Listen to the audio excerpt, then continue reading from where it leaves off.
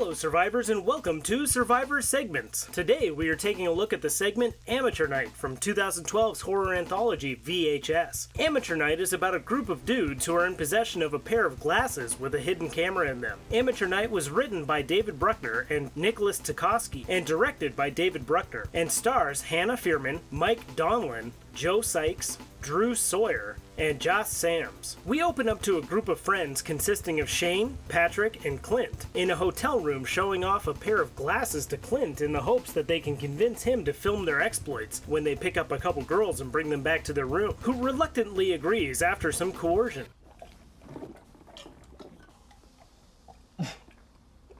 The pack of perverts go bar hopping in pursuit of their prey. They interview their potential victims when all of a sudden Lily approaches Clint and says something that he can't quite hear. In a lull in the music, she tells him that she likes him, which is a little too soon to be throwing around such commitments. But whatever, so Clint, say it back. Cool, I like you too. Clint says it back, as awkward as it was, and asks her if she comes here often, to which she replies that she likes him. Sounds like a stage 5 clinger. The swarm of sexual predators gets kicked out of the club for getting too rowdy. So you found a buddy? You coming back with us? What are you doing sitting on the ground? What's going on?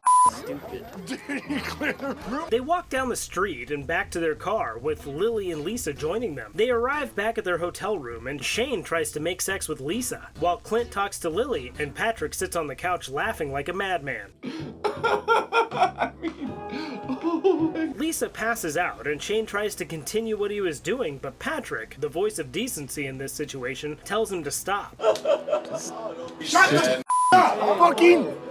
Oh, hey, man, hey, it's... Shane turns his attention to Lily and pulls off her clothes while Clint records, only to see that her legs have some weird scale-like markings on them. For the record, scales and talons are a dead giveaway for a stage 6 clinger. Lily takes control of the situation and rolls herself on top of Shane before pulling Clint up close for a gross sloppy kiss. Clint starts disrobing, as does Patrick, which Lily clearly doesn't like, before Clint retreats to the bathroom to reflect on what the hell they are doing. When Clint finishes gathering his thoughts, Patrick bursts into the bathroom having been bitten on the hand by Lily. Clint heads out to call everything off when Lily jump scares them and tears into Shane. Clint and Patrick run and hide in the bathroom before seeing Lily rip off Shane's Johnson and feed it to him before she deposits him into the meat bank at deposit number 1. Patrick arms himself with the shower curtain rod and leaves the bathroom. They find Lily standing in a creepy pose.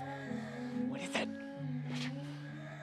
And Clint tries to wake up Lisa. Lily jumps on Patrick and Clint jumps over to where Shane's body is and listens while Lily deposits Patrick into the meat bank at deposit number 2, whom she bites into and then rips off his junk. Clint makes a break for it and runs out the door and flies down the stairs. But Clint can't fly, so he falls and breaks his wrist.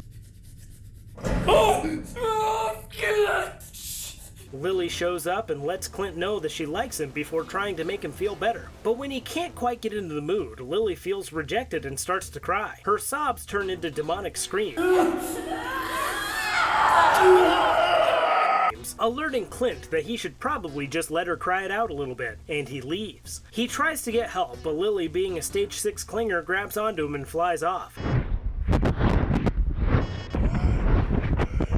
knocking the glasses loose, and they plummet to the ground, and the segment ends. So now, here are your survival stats. Our meat bank deposits consist of Shane at deposit number 1 and Patrick at deposit number 2, with our survivors being Clint, because he didn't die as far as we know, and Lisa, who is going to have a hell of a lot of explaining to do when she wakes up. And I'm not counting Lily, because clearly she's not human, which means that out of a total of 4 characters, only 2 survive, giving you a 50% chance of surviving this segment. Given those odds, can you think of a better way to teach these Class 1 sexual offenders to respect ladies other than a siren? Because I can't. Let me know in the comments below. And thanks for being a patron. See you next time when we cover the next segment, Second Honeymoon.